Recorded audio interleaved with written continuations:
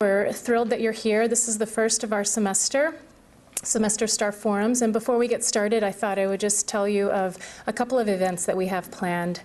On Monday, October 5th, we are partnering with the Harvard Bookstore to bring Nick Kristof and Cheryl Woodon to discuss their latest book, Half the Sky, which is on women in the developing world. And Diane Davis, professor of political sociology here and head of the International Development Group, will be introducing that talk. And then on Thursday, October 15th, we'll be bringing the World Traveling Darfur exhibit to campus. And along with that, we will have a panel discussion on the crisis. And on that panel will be Robert Rotberg from the Kennedy School, Susanna Sirkin from Physicians for Human Rights, and one of the photojournalists from the Darfur team, Marcus Bleasdale.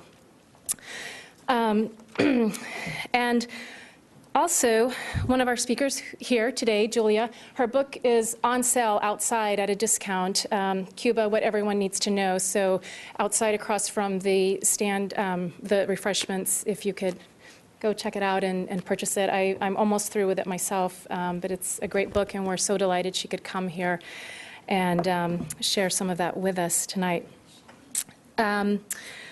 So for introducing our talk tonight, I am delighted to say that Jean Jackson is here, professor of anthropology at MIT. She received her MA and PhD from Stanford University, and her 1983 book, The Fish People, examined cultural identity among indigenous peoples in Colombia. She has published numerous articles on Latin America indigenous movements and co-edited Indigenous Movement, Self-Representation in the State and Latin America. She has also published several articles on the violence in Colombia, in particular its effects on the country's indigenous communities. I'm delighted that Professor Jackson is here to introduce our guests, so please welcome me, please join me in welcoming Professor Jackson.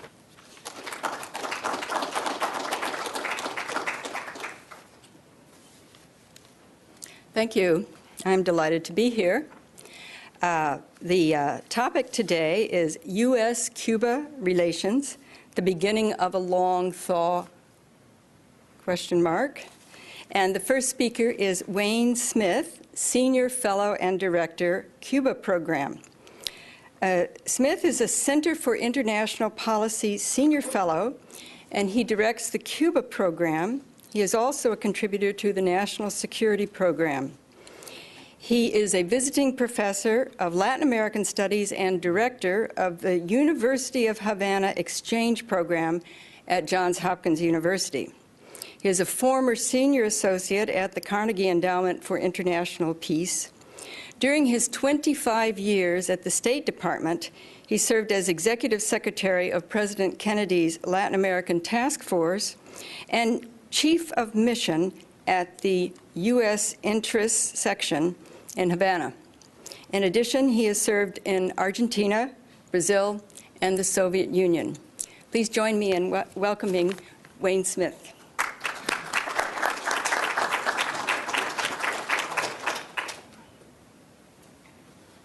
Thank you very much, Professor Jackson, and thank all of you for being here. Yeah, I think the title is appropriate. We might add the word slow.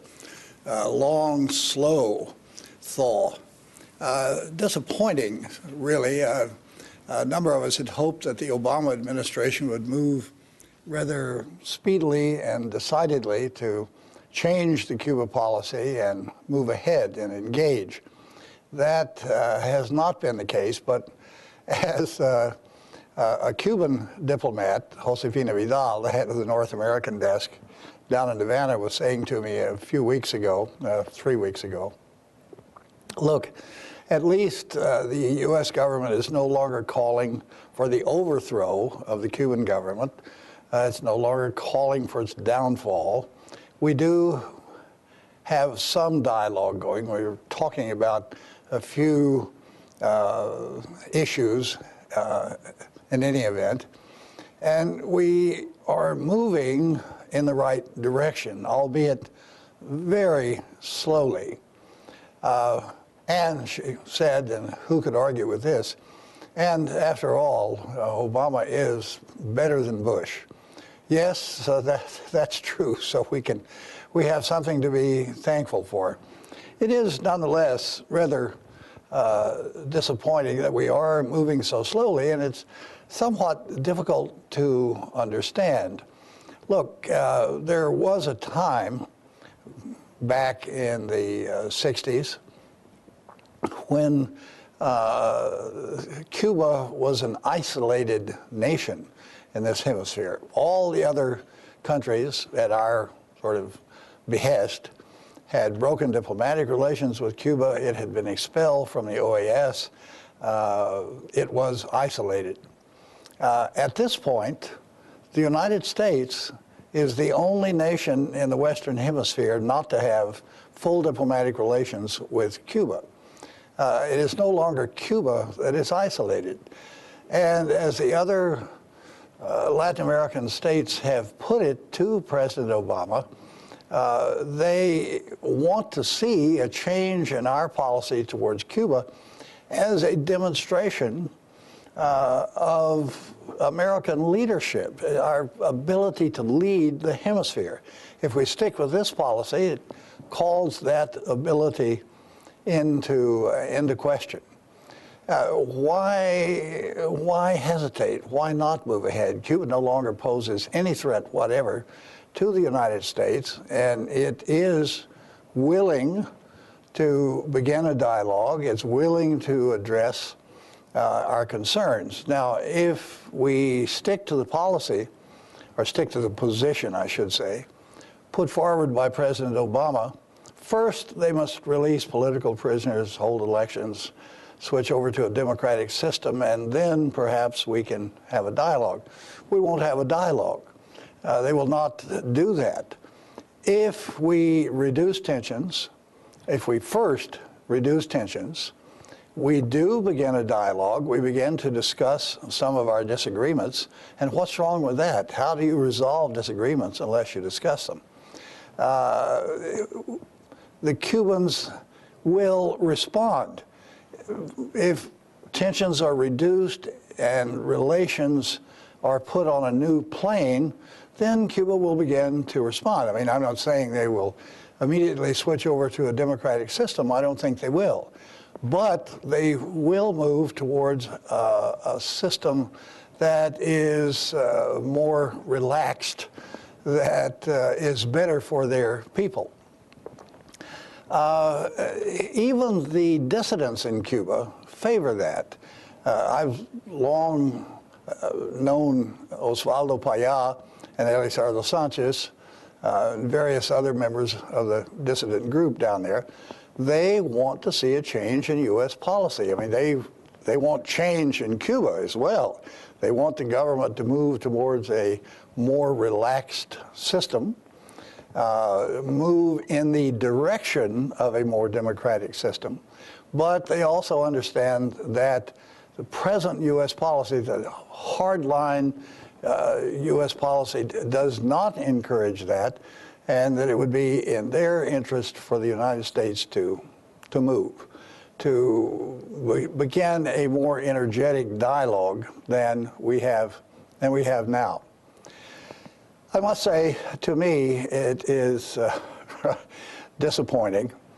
I first went to Cuba in July of 1958 as third Secretary of Embassy, and was there until we broke diplomatic relations in January of 1961. I was then with the first group of American diplomats back into Cuba in 1977 as Carter began the opening to Cuba. And I then became chief of the U.S. interest section, the equivalent of the embassy. Here again, we opened an interest section rather than an embassy because we did have disagreements. There were things in the way, excuse me, of full diplomatic relations. We had an embargo against Cuba. Cuba had nationalized all our property without compensation. These were things that had to be discussed. But how do you discuss them unless you have a channel? So we opened the interest sections so that we did have a channel. And I was director of Cuban affairs the first 2 years, 77 and 79, before I went back as chief of the interest section. the chief of the Cuban intersection, Sanchez Perotti, and I were trying to come up with a timetable for negotiating these two issues. But then the Cubans became more involved in Africa, and the U.S. government decided it did not want to move ahead to reestablish relations. That was all put on hold. And here, all these years later, it's still on hold. I had thought that in I left the Foreign Service in 1982. After Reagan was elected, I spent a year in and then decided there's no chance that we're going to move ahead with our Cuba policy. And so I left the Foreign Service and turned to professoring and working in think tanks in hopes of furthering relations between Cuba and the United States.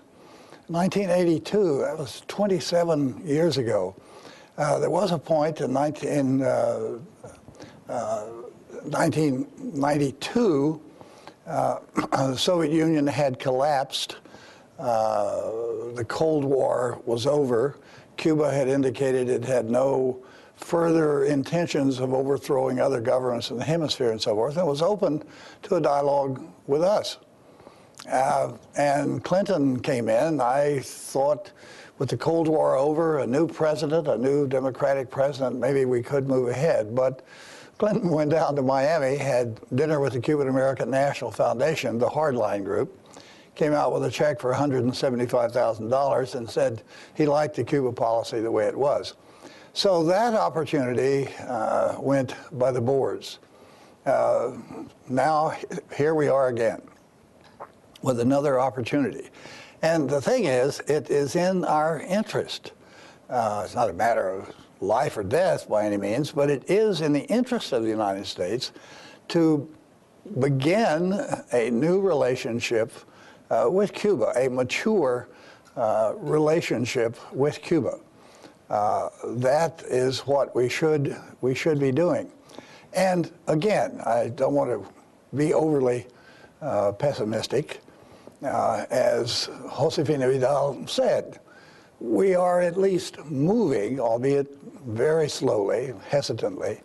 We are moving in the right direction, as we were not doing a year ago.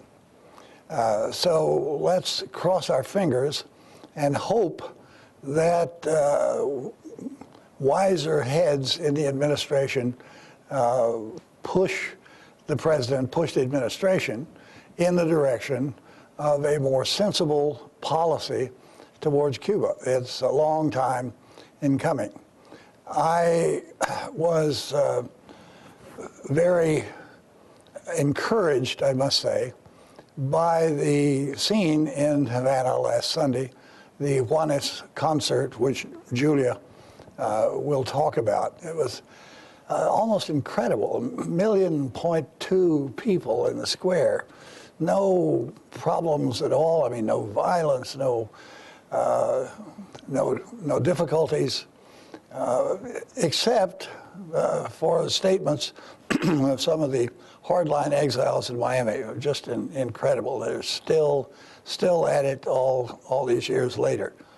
And look, I know many Cuban exiles who lost properties, had relatives imprisoned and so forth, but now, 50 years later, have come around to saying it's time to begin to talk. It's time to begin a dialogue, and let's do it. Let's hope that that small percentage of exiles in Miami who don't feel that way are not allowed to control the speech, not allowed to control what's said in Miami. I think I'll leave it there and turn it over to Julia, who has many things to say, and especially about the Juanes concert. Thank you very much. We do the questions and answers later, do we not? Okay, good. Then I sit down, yes. You sit down. Our next speaker is Julia E. Sweig. She is the Nelson and David Rockefeller Senior Fellow for Latin American Studies and the Director for Latin American Studies at the Council on Foreign Relations. She is the author of Cuba, What Everyone Needs to Know, which you already know will be for sale, and Friendly Fire, Losing Friends and Making Enemies in the Anti-American Century. She's published numerous publications on Latin America and American foreign policy.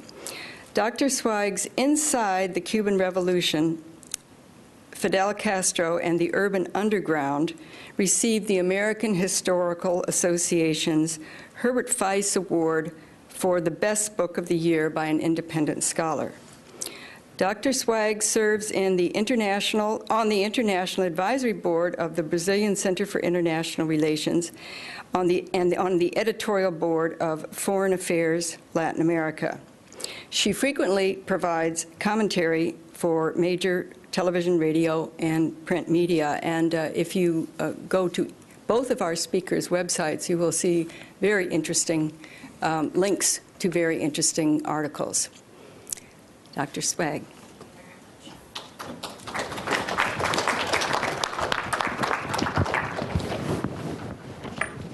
Hi, good afternoon, everybody, and thanks for coming. And thank you, Wayne. You should know that when I first came to Washington and was hired as a young staffer at a small think tank to work on a project to improve U.S. Cuban relations in the Reagan era, I first got to know Wayne, and he's been in my corner and vice versa and taught me a lot, was on my PhD committee at CIS, and so this is very special for me to be here with him today.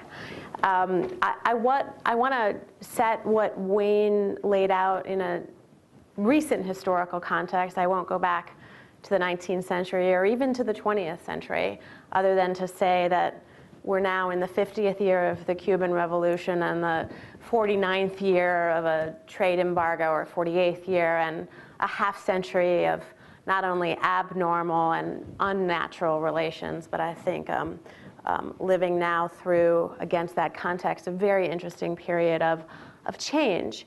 And so I'd like to focus on the period between 2006 and 2009, and on 3 different geographic locations: Havana, Washington, and Miami.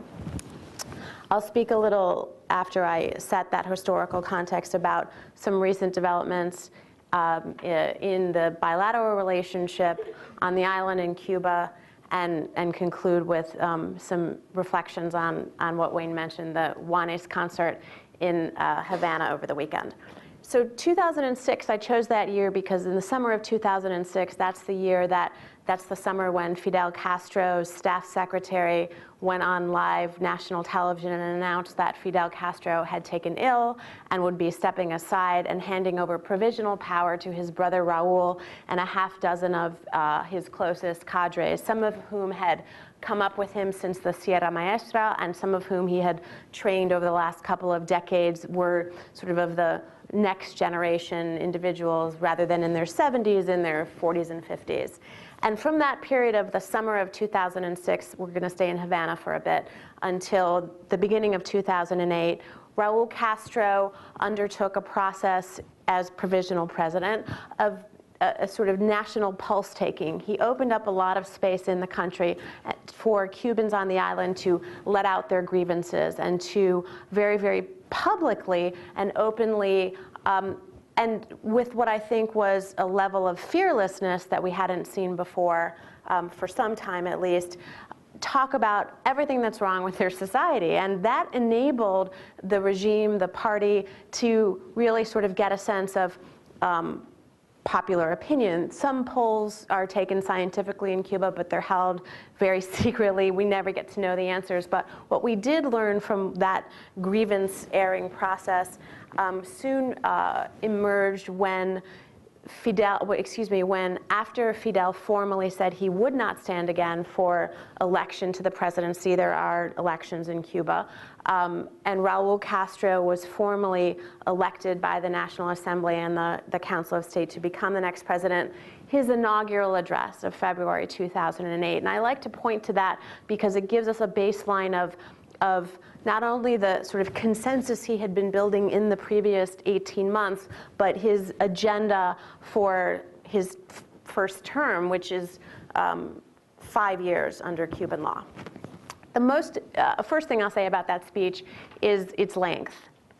Remember, his brother's speech is long. Raul's 34 minutes long. That right there was a breath of fresh air for people, and what he laid out could only be described as a very, very significant reform agenda. Not reform a la, we're going to reinvent ourselves as liberal Democrats and free market capitalists, but state reform, restructuring the bureaucracy, eliminating some ministries, and doing what he said, taking steps, what he described as to improve the material and the spiritual well-being of the Cuban people. And that language was quite significant, and it implied an awareness of the intense unhappiness on the island, both from the material deprivation that has become structural, given the way the economy is organized, and to some extent the economic isolation Cuba does experience from its main natural market, the United States, and from the embargo, but primarily from the way the economy is organized. And unhappiness, deep unhappiness about the sense, especially among young people, but not only young people, of a lack of opportunity and deprivation of certain basic rights to, for example, have a cell phone, go to a hotel, travel abroad back and forth without having to ask permission. And so he announced certain steps like permitting cell phones and computers and access to foreign hotels, and dangled out the option, the possibility of eliminating the requirement of asking for permission to travel. In addition, and took some of those steps, and he also talked about, and this has begun, an agrarian reform, move to unify what is still a dual currency system that is a source of very significant unhappiness and inequality. And also he emphasized that the government would be taking steps to make the economy more efficient. He talked about productivity. He didn't talk about the market. He didn't use the word profit. He talked about efficiency. He sounded often more like Margaret Thatcher than Karl Marx in that inaugural address. And he has continued to hit a tone of sort of austere pragmatism and open criticism of a system that, under the guise of egalitarianism, is very unfair. Some people work hard and are paid a terrible wage.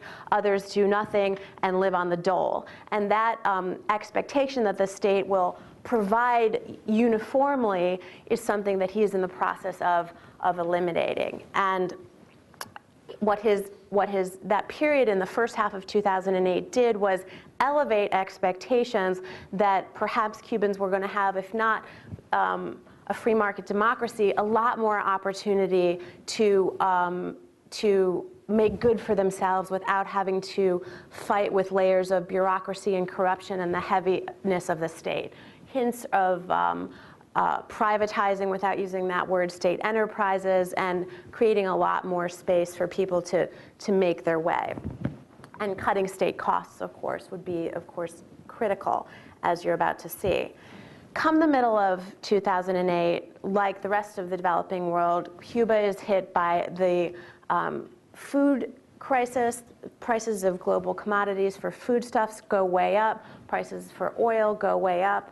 And just as it is accommodating to the food and fuel crisis, is hit by 3 major hurricanes in about a year ago this month that took out fully 20% of the country's GDP. Eliminated most of its coffee crop, fisheries, electrical grid in certain major provinces. 500,000 houses were either damaged or destroyed. A significant internal dislocation of people, elimination of jobs and livelihood, literally within the space of about 10 days.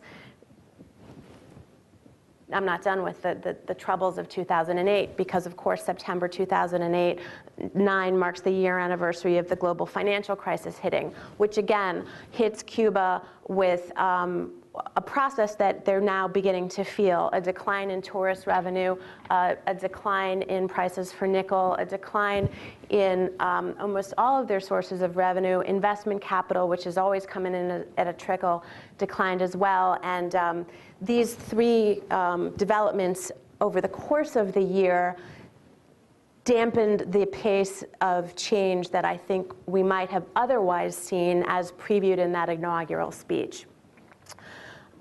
There's one other element that has dampened the pace of change to a certain extent, and that is that Fidel Castro, who is notoriously allergic to the market, kind of revived. He is now back. He's not governing, but he is consulted and involved in the major strategic decisions of the country, and had given, I have no doubt, his blessing to Raul's new agenda that he articulated, but probably the fact that he's, a friend of ours recently described him as the most aggressive backseat driver imaginable. And so he's there, and he's not a fan of the kind of economic space that I believe that Raul perhaps intended to open.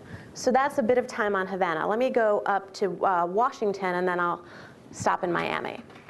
In Washington, in this period between 2006 and 2009, when about 2 weeks before Fidel's illness was announced, the Bush administration published a very, very thick report by the Commission for the Study of a Free Cuba. I forget what it stands for, but it was the Bush administration's first and second term signal document that laid out its vision for the transition to a free democratic country in Cuba, what the role of the United States would be, and how that transition would unfold. And not to be ungenerous, but it was really sheer fantasy. It talked about interrupting the succession scenario that was about to unfold, and it talked about, it imagined a Cuba in which de-Baathification, the sort of wholesale purging of Fidelista, Raulista, Communist Party members from all of the major institutions of the country would be a priority for a transition government, and something that the United States would not only support but require as a condition for support from the United States. Its disconnect from the reality on the ground, which, as we've seen, has been a very stable succession, was dramatized just a couple of weeks later when Fidel stepped aside. I received phone calls from the State Department, sort of a little bit helpless sounding, because the previous period of the Bush period, we had cut off almost all formal and informal contact between our two countries. Had there been any kind of civil conflict or conflagration or crisis, the United States would not have known who to call. And the gap in communication was really, and the gap in the analysis that the previous administration had of Cuba was really made very dramatic at that moment. At the same time, 2008, and another reason why expectations were so high in Havana, was the year for our presidential campaign. And we had a candidate, Obama, making the very old-fashioned argument that it's wise and in the national interest to talk to our adversaries, including Cuba, and also laying out in the heart of what was once the belly of the Cuban-American exile beast at the Cuban-American National Foundation, not the agenda that had gotten Bill Clinton the $170,000, but a totally different agenda, not a radical agenda that I would have written, but one that said, I'm going to eliminate restrictions on ties between family members in the two countries, eliminate remittance restrictions, and begin to reach out to this Cuban regime, with the hope of creating the conditions for a more open society. And he won the presidential vote in the state of Florida, the Cuban-American vote in the state of Florida, by about the same margin, just a couple of points more than Bill Clinton had 10 years earlier, running on a completely different platform.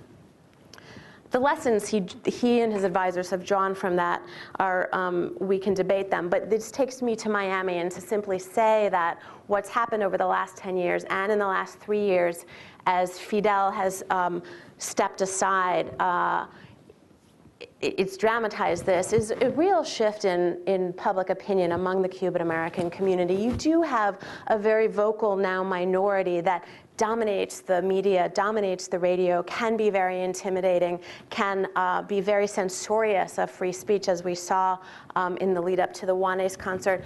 But the young cohort that voted for Obama, between 18 and 35 years old, voted in its majority for Obama. The older generation did not. But the Cuban American community today polls very consistently in the 60s and 70s% as A, the embargo has failed, it should change. B, I still hate Fidel. C, we should lift the travel ban not just for Cuban Americans, but for all Americans. So those three things are very important and show a big shift by comparison to just a few years ago. And Fidel stepping aside is a piece of that, as is just the march of time, embargo fatigue. It's been 50 years, as Wayne was discussing. Today, U.S. Cuban relations are moving very slowly, but just to summarize very quickly, 2009, as Wayne mentioned, this is an administration that does have a healthy respect for the views of others. And the Latin American voice has been incredibly important in minimally keeping the administration honest in terms of implementing the campaign promises that he articulated, but pushing, and we haven't seen much more, pushing for more. Latin America is now populated in the palaces by center-left governments, individuals and groups and social movements that grew up, cut their teeth on the Cuban Revolution, many of whom have long-standing ties with Fidel Castro, with the party. Some of them are now in power in El Salvador, in Lula in Brazil, deep ties with the Chileans that are now in office. I could go throughout the region and describe to you exactly sort of how intimate and intimately Cuba is regarded by Latin Americans that now hold office. And they, in the beginning part of 2009, made it very clear with the Obama administration that a major turn on Cuba would be the barometer by which a judgment would be made about whether this administration was committed to overhauling and recrafting its ties with Latin America. So in April of 2009, with just 3 months in, the administration on its way to Trinidad and Tobago for the Summit of the Americas, with a lot of fanfare, made an announcement that was quite initial and tepid on family travel, on Cuban American remittances, and opening up the telecommunications sector for perhaps American companies to do business in Cuba on the telecom front.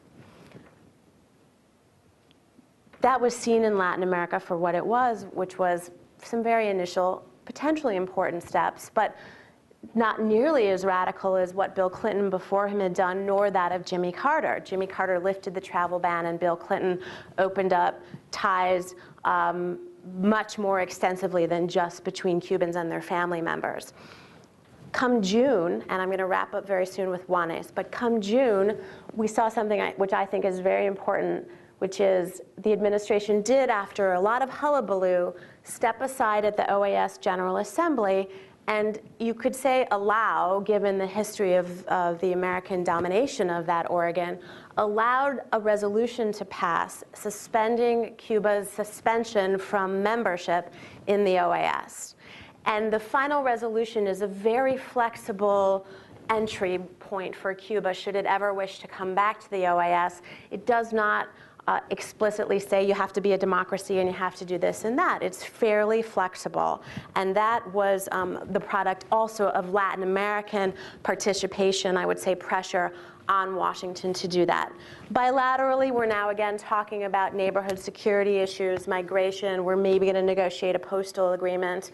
And notably, Cuba's presence on the U.S. State Department's terrorist list, which is, as long as that persists, commercial ties between the two countries will be extremely difficult to work out. Its presence, the description of why Cuba is on the terrorist list has been increasingly muted and moderated over the years, so that this year there's a reference to Cuba's historic granting of ETA from Spain and FARC's former guerrillas living there, but it's a far more modest and less vitriolic statement than ever before.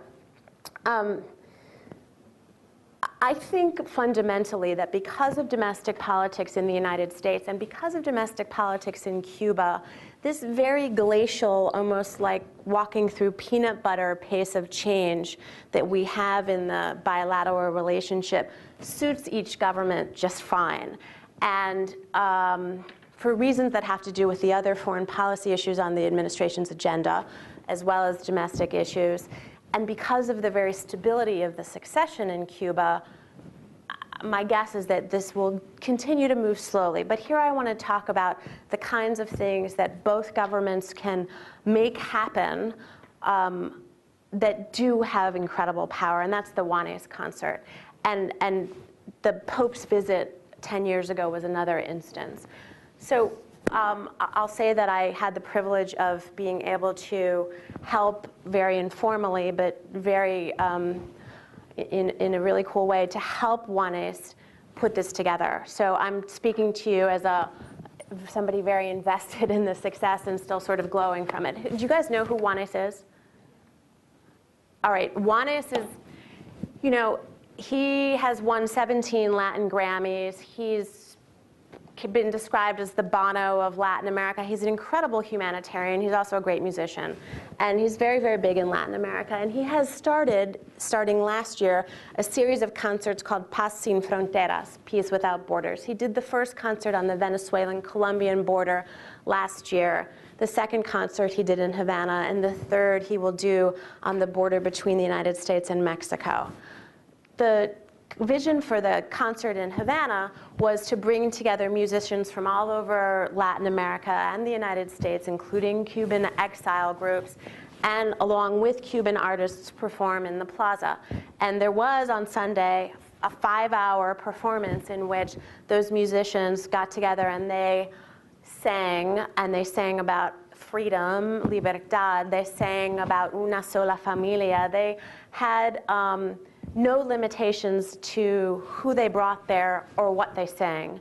And when you see 1.25 million Cubans in the plaza just having a ball and being very, very moved by the moment where there's a recognition that a government that is traditionally known to be highly repressive just sits back and lets it happen, I think is a real turning point, because I think it demonstrates two things. One, Hillary Clinton made it happen. She authorized very, very readily the issuance of the licenses that they would need in order to go down there, which was equipment and people. And the Cuban government also very, very readily acceded to all of the requests of the musicians. What he has done, what the concert did, is create a cultural space, create a space for societies to have some contact with one another without the governments getting in the way. And I think that that's critical, without the governments getting in the way. They don't necessarily need to sit down and have a rum and coke and shake hands and declare normal diplomatic relations tomorrow. There's lots of reasons why they can't do it. But they can continue what they started over the weekend, and I say they because both governments did it, of now sort of getting out of the way and allowing the cultural and the educational and the religious and the professional and the scientific exchanges that began under the Clinton administration, then significantly atrophied, to let those things flow again. That would be significant. And the last point is, what this concert has done for Miami has revealed it has neutralized some of that very hardline voice that dominates the media. In recent days, people have been calling and apologizing for their opposition to this concert.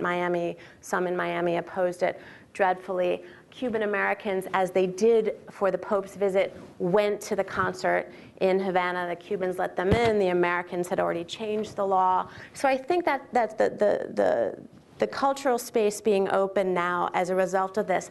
And the fact that, as on the diplomatic front, Latin Americans are the ones that are bringing us together is a very, very significant development, which I think both governments can continue to allow without hugging one another and saying, game over, we're done with our fight, because they're not quite ready to say that.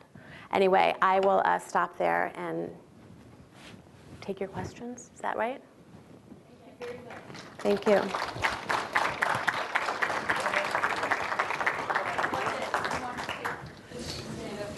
Oh, is that what I, well, should we come, maybe why don't we- we'll both have? Yes. Yeah, okay. Okay.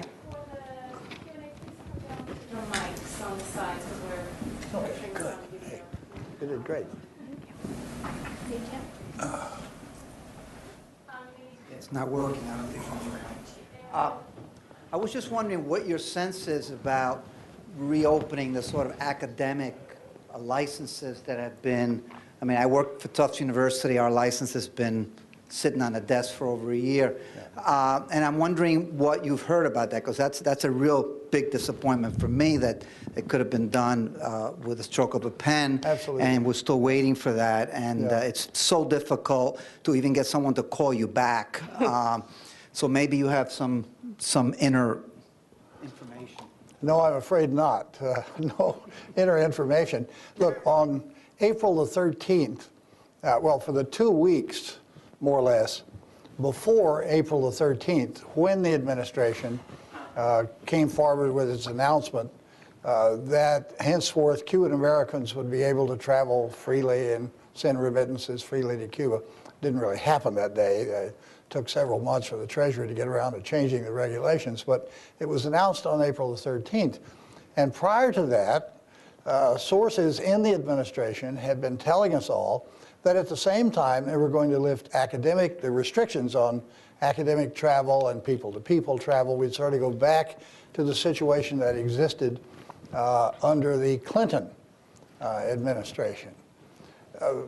They said the same thing the morning of April the 13th, but the afternoon when the announcement was made, it was only lifting restrictions on Cuban American travel and remittances, and they still have done nothing on academic travel. I was introduced as being the director of the Johns Hopkins exchange program with Cuba. Well, of course, there is no exchange program at this point. And it's very frustrating and very difficult to understand. We had a very full, what I say we at Hopkins, but I mean various universities, had full academic exchanges with Cuba. We were able to bring Cuban scholars up to the United States, take our students down there. And after all, isn't that the best way to learn about one another? Isn't that the best way to have Cubans see something of the United States and to have our students see Cuba? I mean, that's what the academic world is supposed to be all about. That was closed off by George W. Bush. Well, of course, that's what you would expect of George W. Bush in 2004. But why has Obama not reinstated academic travel?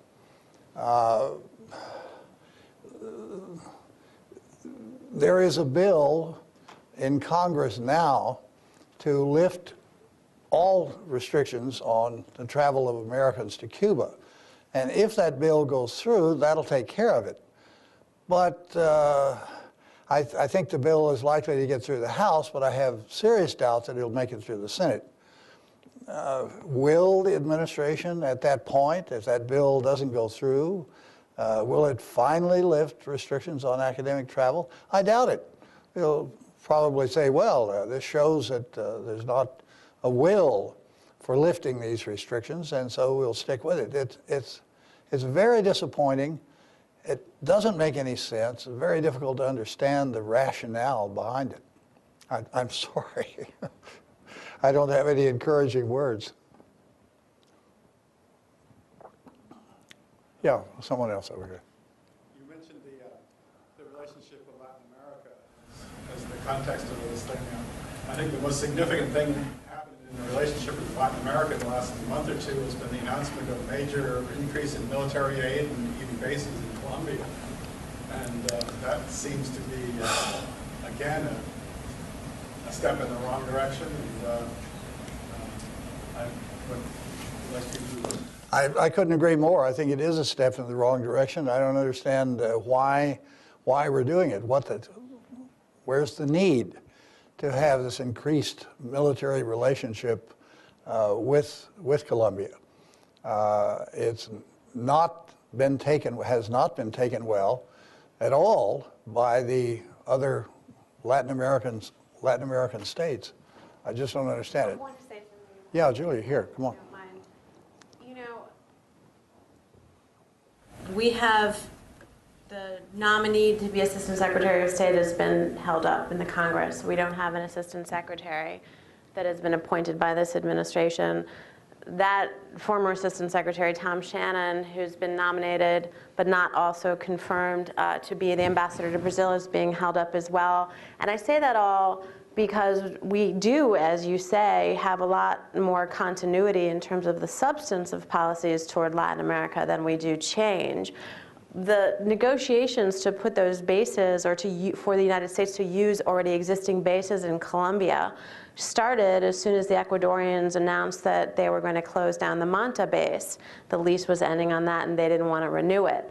I mean, just to be slightly, I wouldn't applaud the failure to brief the neighborhood that we were going to do this, but 10 years ago when Plan Colombia was first announced, the United States also really failed to involve the neighborhood in any sort of consultation about what we were planning, and there was an eruption as a result. Again, on the Colombia bases, when a president who sees himself as an ally of Obama, like Lula in Brasilia, learns about that from the press, he's immediately handed a domestic political issue that he can run with, and many other presidents did as well. I'm saying all that because I think, whether or not the Colombian bases are necessary or not, what the reaction in Latin America demonstrates is that from a high point in Trinidad and Tobago and a lot of hopefulness about Obama, it was very easy, and now with the coup in Honduras and the big gap between what we've said we want and what we've actually done to get that guy back in office, how quickly we can land back almost where we were, with the exception that Obama is just more appealing than Bush when Bush left, because of that sort of lack of finesse about managing these issues. I'm not saying the substance isn't controversial, it is, but I think the Latin Americans took it and ran with this because they were easy domestic issues for them. And it was handled badly. Yeah. Badly. Up here. I've sort of one question for each of you. Mr. Smith, perhaps. It did get very little press when the administration renewed the embargo for a year. That happened, I guess, last week. Yeah. That's one, to comment on that. And another for Julia, about Miami politics. Ileana Ros-Lehtinen, who's #1 on the House Foreign Relations Committee from the Republicans, almost lost her election in the past general election. Can you comment on that? I mean, she's from Miami and she represents the Cuban American community. I think I would slightly dispute your characterization of almost losing. Just for context, there are 3 Cuban American members of Congress from South Florida, all Republicans, and each was challenged in their seats by local Democrats on with visions for the policy toward Cuba that were pretty consistent with what Obama was articulating. Ileana's constituents are not just Cuban, and I'm sorry that I don't know the numbers, and maybe I'm wrong, but my sense is that her victory over the person that challenged her was stronger and more solid than that of the 2 Diaz-Balart brothers. But nevertheless, the fact that she was challenged, that it came within a margin that probably scared her, what that does demonstrate is a couple of things. One, there is a non-Cuban Hispanic vote that members from South Florida now need to worry about and be responsive to, including, by the way, a Colombian vote. The Republican Party was challenged by these 3, and those 3 representing the Republican Party, not just over Cuba policy in those races. In fact, the challenge was much more so over issues such as health care and disillusion with the war in Iraq and basic sort of bread and butter issues, much more so than Cuba. Cuba was a piece of that election, but it really, those local elections were not mainly about Cuba. Is that right? Yeah. And on the matter of the embargo, I think there wasn't much publicity, there wasn't much reaction to it because it wasn't all, well, I'd say it wasn't all that important. Had President Obama come out with something saying he wants to end the embargo, that would have been very important. But you can only remove the embargo in the Congress. Every president over the past 30 years or 20 or whatever it's been has come forward with this thing saying it wants to continue the embargo for another year. Even if they don't, the embargo would continue unless the Congress removes it. And now you have this Helms-Burton Act in there, which makes it even more difficult. So I think there wasn't much reaction because there was a recognition that this was not the key. This was not the key factor. Over there.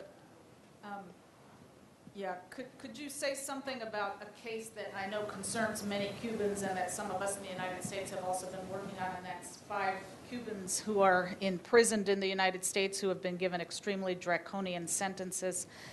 They were tried in Miami. They were tried for conspiracy to commit espionage, and they freely admitted that they were spying, but not against the United States, against some of the ultra-right groups that operate with impunity out of Miami and have organized things like bombings and strafing the hotels from boats that they took over there, with machine guns, et cetera. 3 of them, or a couple of them, received life sentences. 3 of them are now back in Miami for resentencing. But I wonder if you could say a little something about that, including the fact that the United States to this day has refused to give visas to 2 of the wives to come and visit. And so for 10 years or 11 years now, they have not been able to see their wives, a couple of them.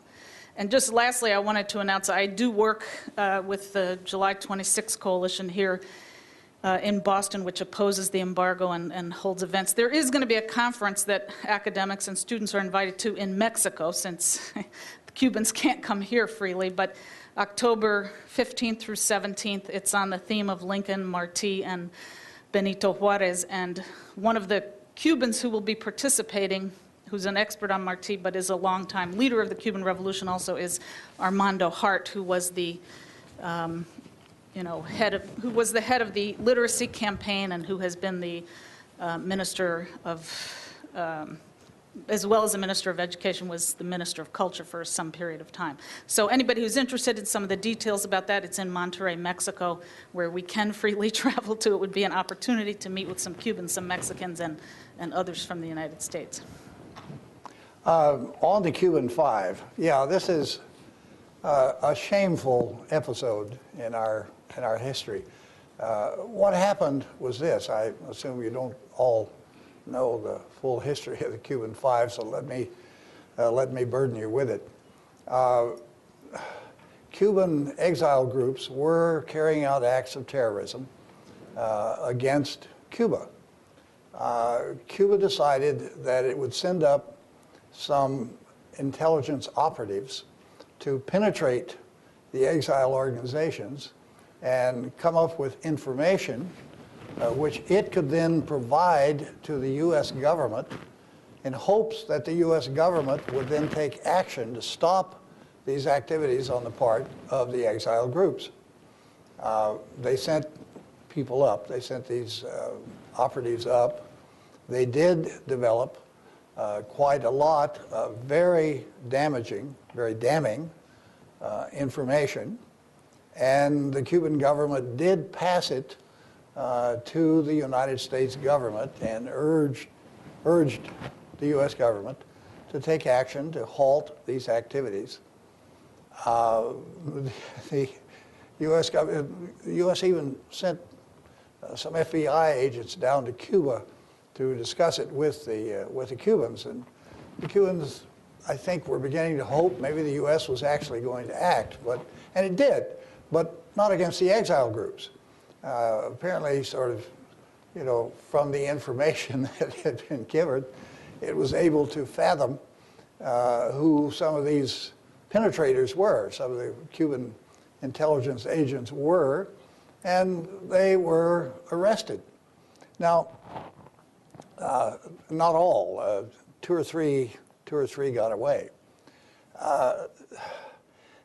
In fact, the government had no evidence at all against these guys, except that they were the unregistered agents, and this clearly they were, the unregistered agents of a foreign power operating in the United States. And they could have been convicted of that and maybe would have served a couple of years or so. Rather than that, they were all tried for conspiracy to commit espionage. The government didn't have any evidence that they had committed espionage, and one was tried for a conspiracy to commit murder because of the Brothers to the Rescue planes that had been shot down. He had nothing to do with that, and the government had no evidence that he was. But when you charge someone with conspiracy to commit a given act, you don't actually have to have concrete evidence that they participated in that act, just that they intended to, you think. So they were all convicted and are serving long sentences. Two have not been able to see, I think it's two, have not been able to see their wives at all. Now, again, the most disappointing thing, and by the way, this began under President Clinton and continued, of course, under President Bush.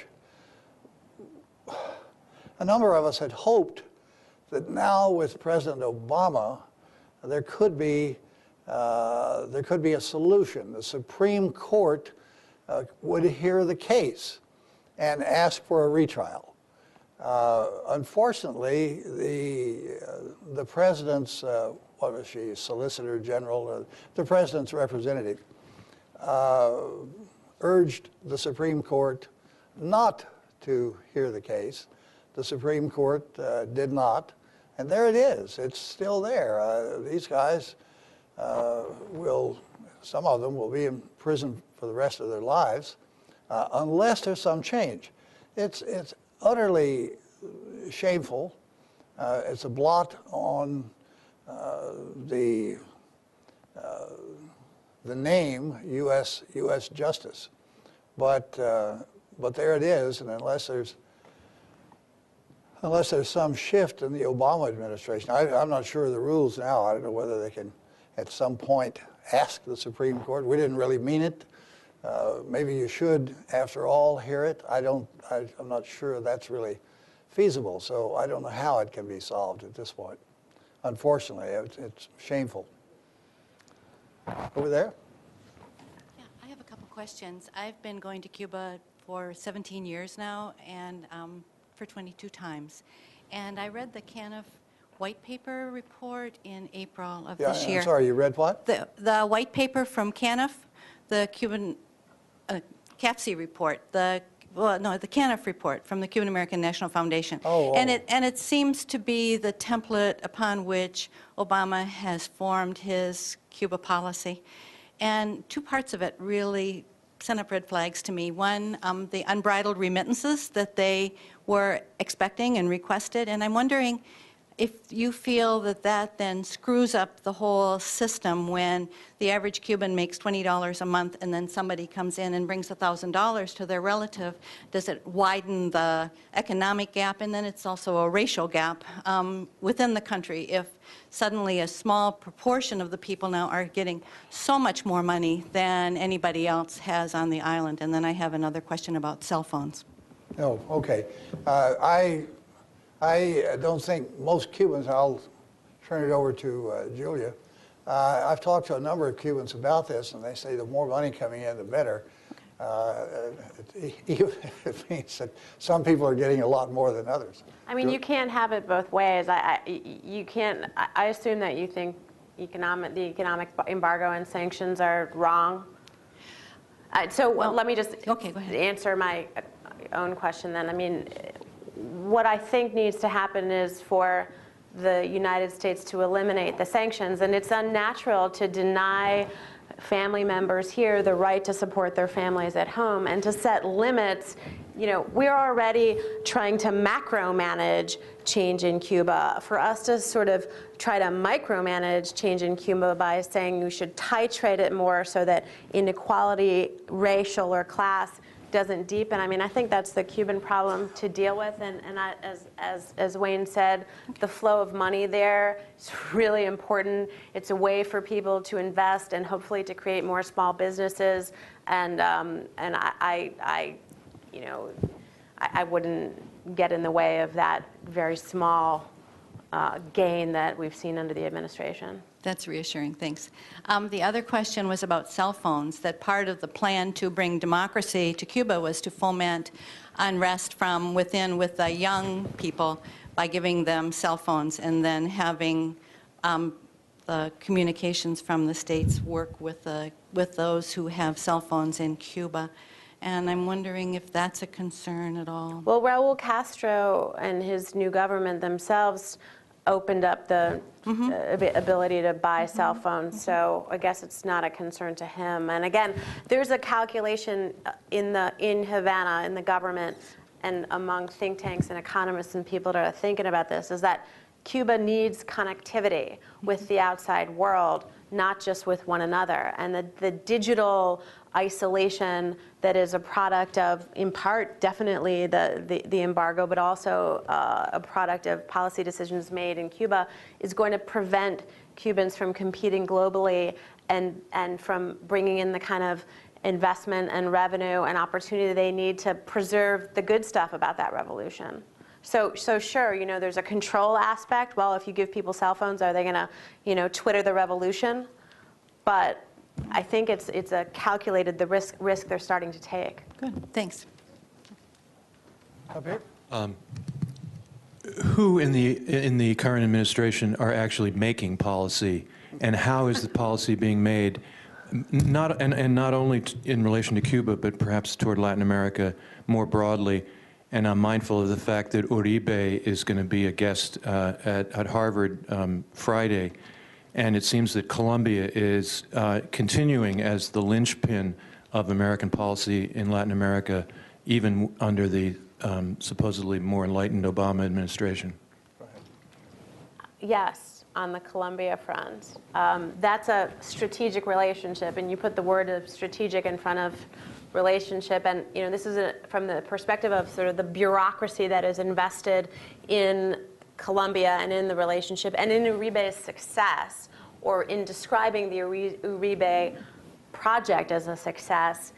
Colombia is it's an institutionalized relationship, and the Colombian government, I think, is starting to figure out how to work with this administration. And this administration, to your other point, who's making policy, when Arturo Valenzuela is eventually confirmed, you know, he was involved, present at the creation with Plan Colombia.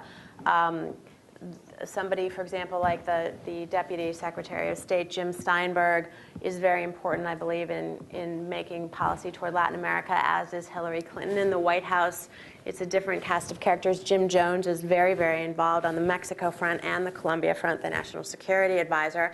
And I think the calculus on the Colombia front has been made that all things being equal, we're going to maybe modify the status quo a little bit, but keep going. I mean, it is sort of impressive how the sort of best friendism of the relationship with Uribe specifically, and specifically Uribe, despite falsos positivos, despite and if anyone doesn't know what that is, about 1,900 cases of young men who have been kidnapped and murdered by the Colombian armed forces and dressed up as FARC guerrillas so that they can achieve body count numbers for battlefield success, have been discovered over the last couple of years. This is now a Democratic administration that is continuing that relationship with Colombia.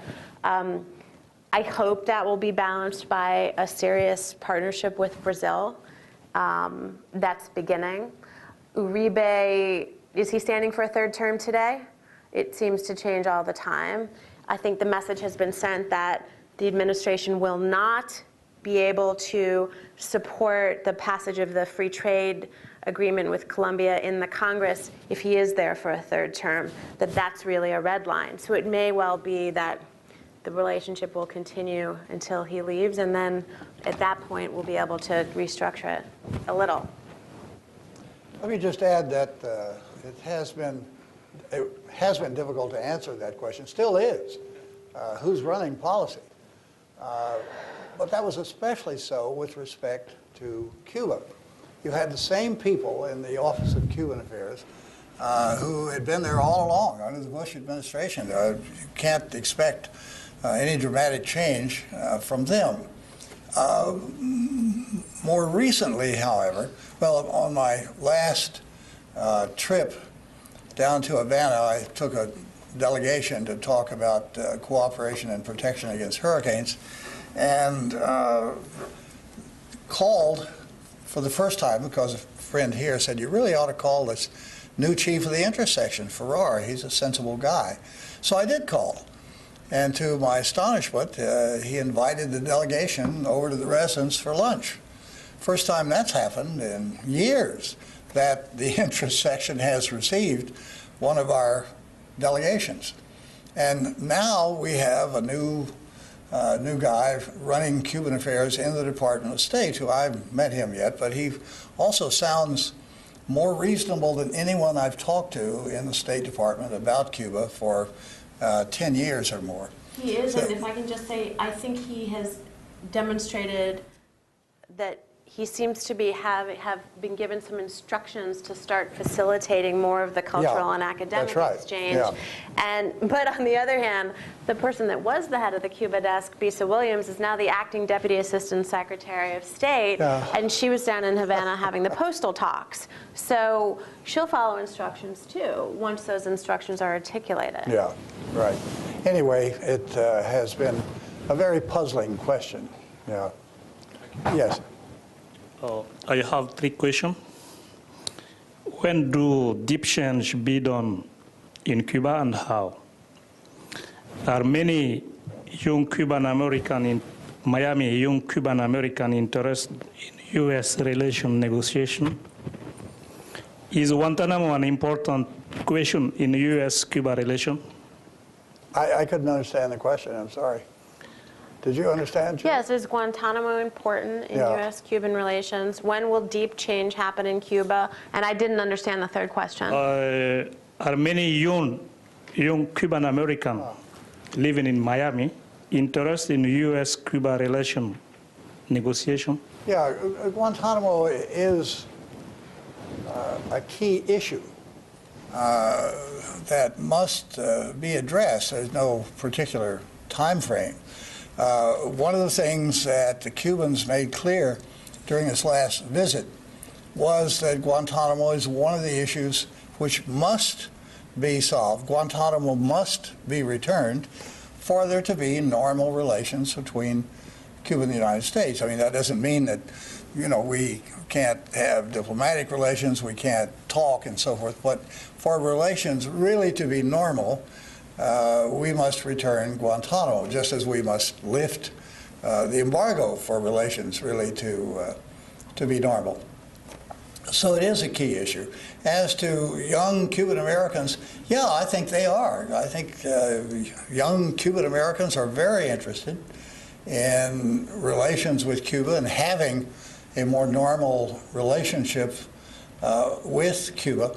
I don't know many yet, but, you know, as I say, I went to Cuba in July of 1958, was there 2.5 years, and I met a lot of Cubans, many of whom, needless to say, came to Miami. And I don't have continuing contact with many of them, but with a handful.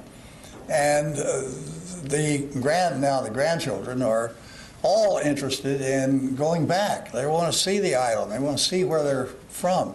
And they don't understand why they haven't been able to. So, yeah, I think that's a very, I don't say key, but I think it's a very important issue that young Cuban Americans do want there to be contact and a more sensible relationship with the island. But not with, I'm sitting down because my feet are hurting me, I apologize, but not with the same intensity that their elders, their grandparents have strongly with which they have strongly advocated for the embargo and for the hardline policies.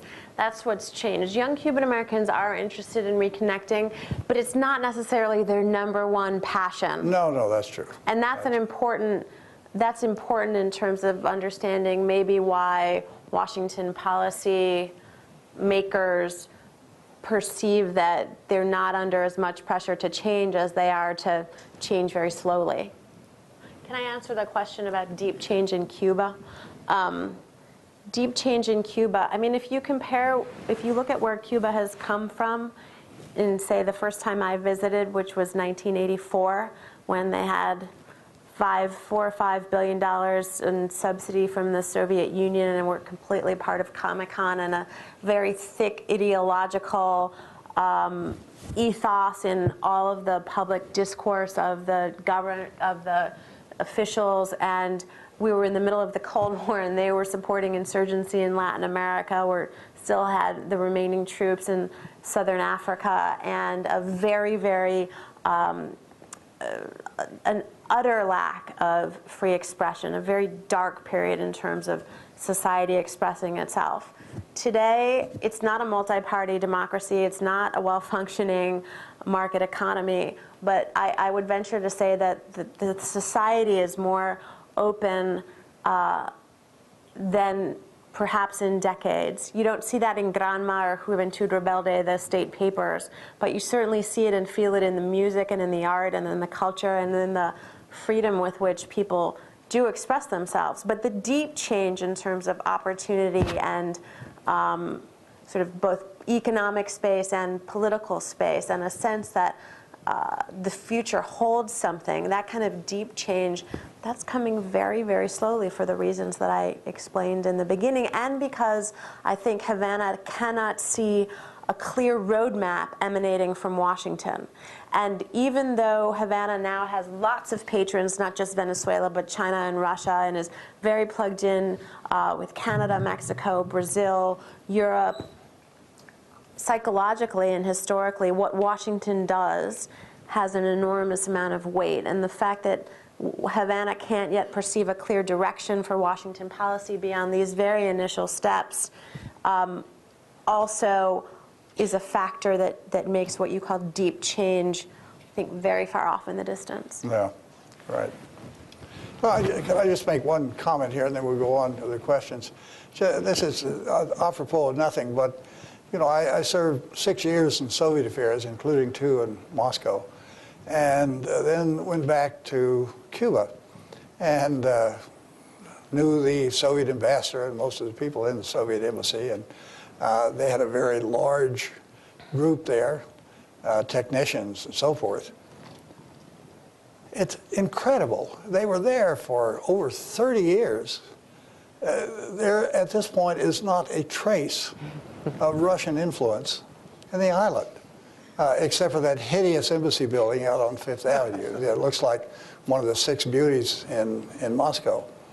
It's just incredible how they could have been there all that time, and a lot of Cubans do speak Russian. I mean, they went to the Soviet Union to go to various courses at school, but that's over. It's finished.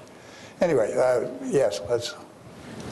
Thank you. I can, building off of that unclear roadmap emanating from Washington, and we've talked a little bit about the specifics of the U.S. policy.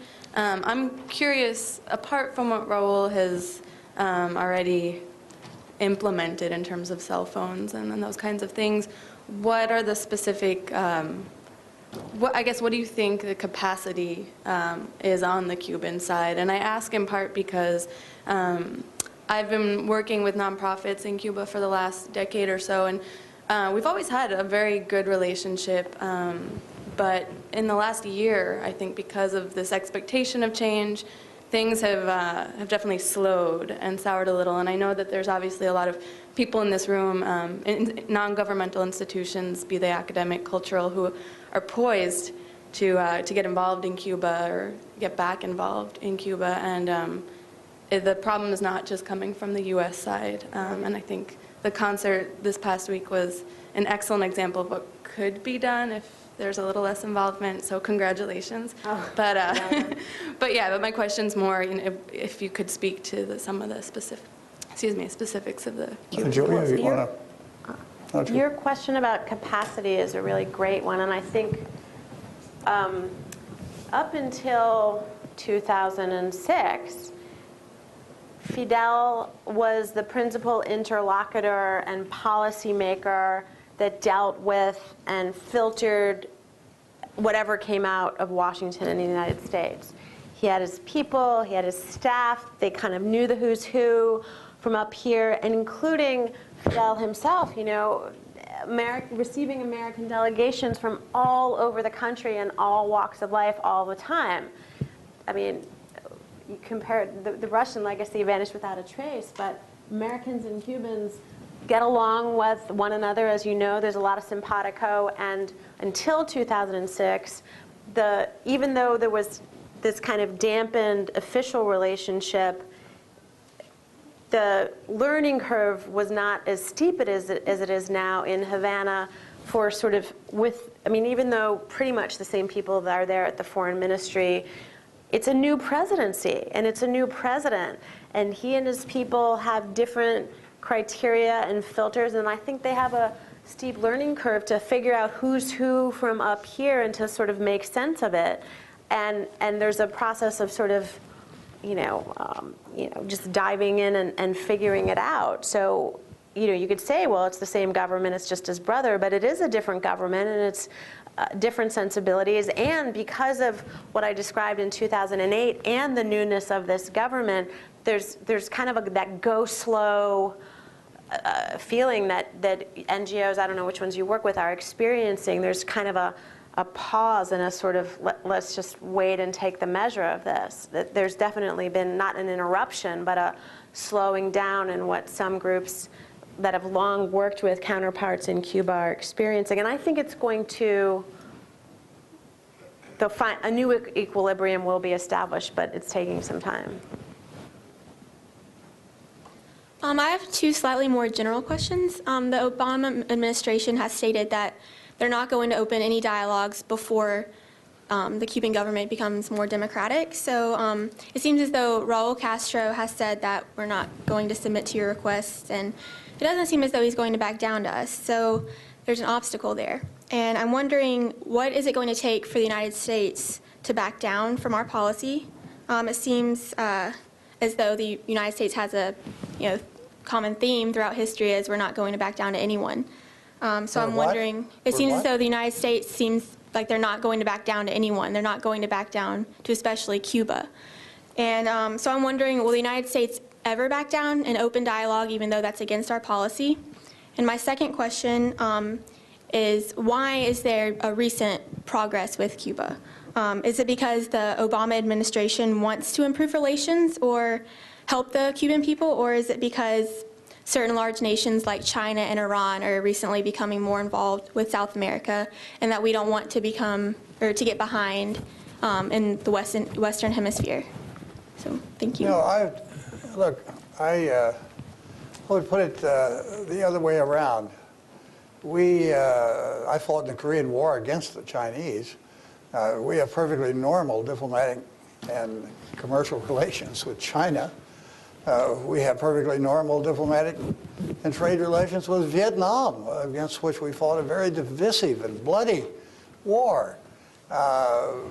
We are at least going to talk to Iran. We haven't in a long time, but not with Cuba. What is there about Cuba that makes it so difficult for us to deal with them? I've been following Cuban affairs now for 50 years, and I still don't have an answer that makes any sense. I mean, you can go back in history, and there was a time when American political leaders felt that Cuba, in the rightful order of things, should be part of the Union. And if they weren't part of the Union, they ought to do what we told them to, behave themselves. I think we've sort of grown out of that, but there is still something about Cuba that makes it very difficult for us to deal with them, even though we can deal with various other countries against which we've had bloody, violent relations, but not with Cuba. And the strange thing about Cuba, as someone was saying here, is we get along very well with the Cubans. You know, I went to school in Mexico for 3 years before I joined the Foreign Service and went to Cuba. And I rather thought that the Cubans would be like the Mexicans, who do have a certain resentment against us. We did take half their territory, after all.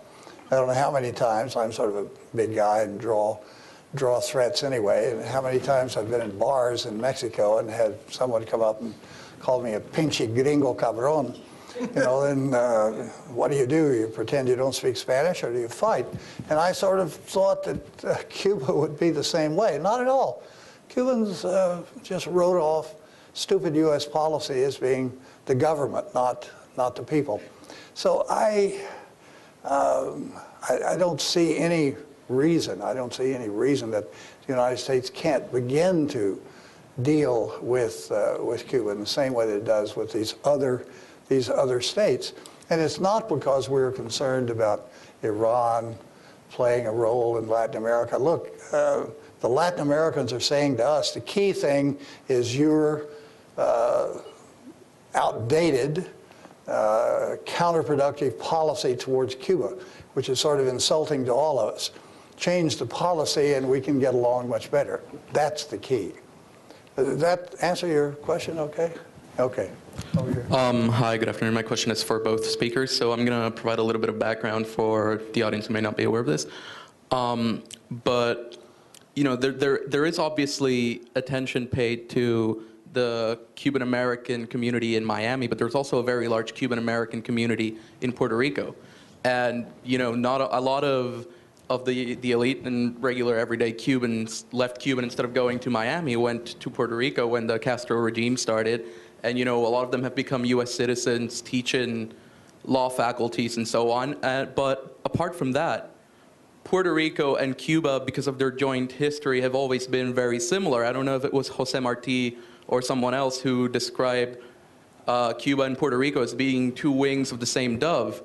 And, you know, for example, if you look at the most recent example I can think of, who opened the Juanes concert this weekend, Olga Tañón. You know, what is your opinion, and again, this is for both speakers, so because I do want to know if you do have different opinions on this or whether you agree on a higher level. What is your opinion about including more figures, not just from the Puerto Rican political arena, but, you know, regular everyday Puerto Ricans, like, you know, academics in Puerto Rico and social figures in Puerto Rico in informal dialogue with Cuba as a stepping stone to more formal, renewed diplomatic relations? I mean, I remember in the late 70s and 80s, for example, both my parents are lawyers, and they were part of a program in the Catholic University of Puerto Rico that was sponsored in Cuba. And, you know, during their relationship, they were very well received. They even got a standing ovation at the National Assembly by Alarcón.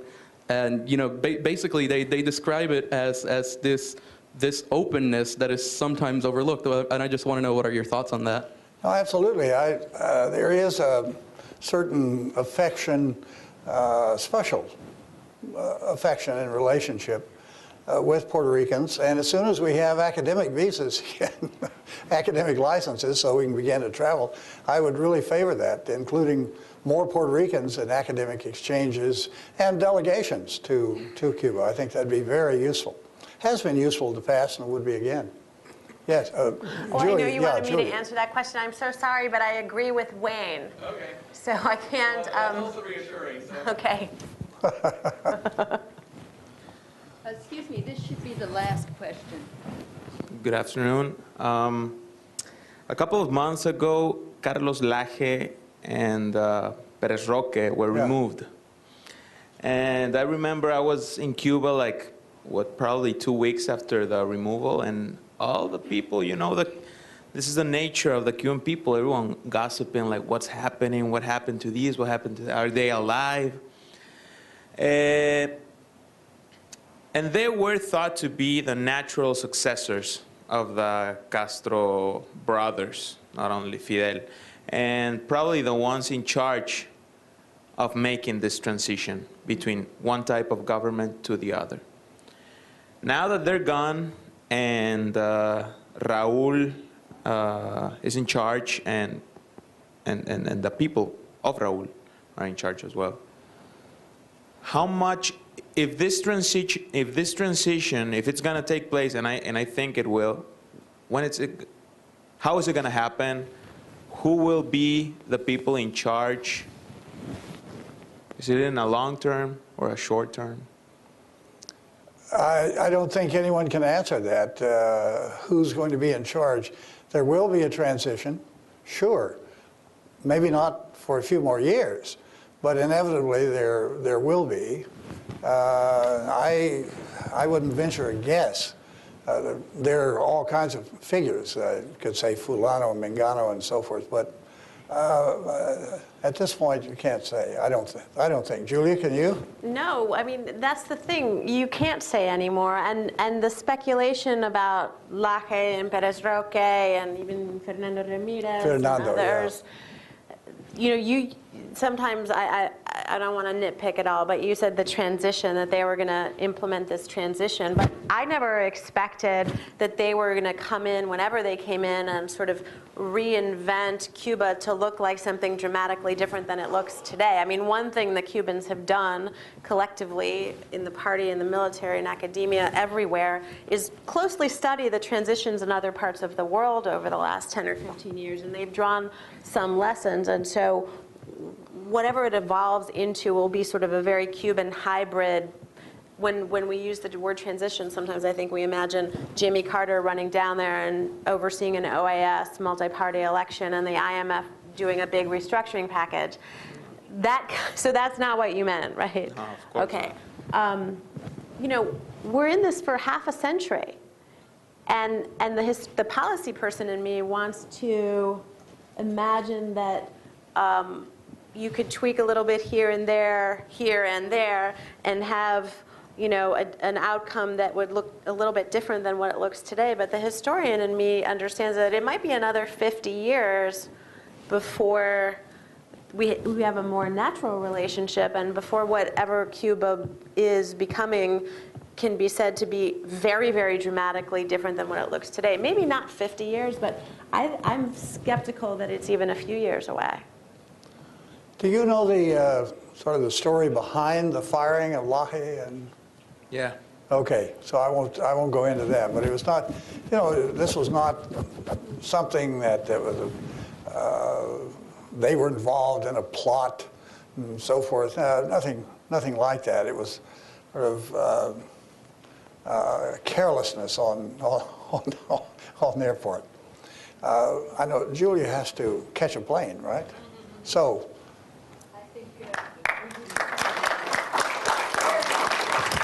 Thank you all. Thank you all for some very good questions. Thanks very much for coming tonight. Thank you.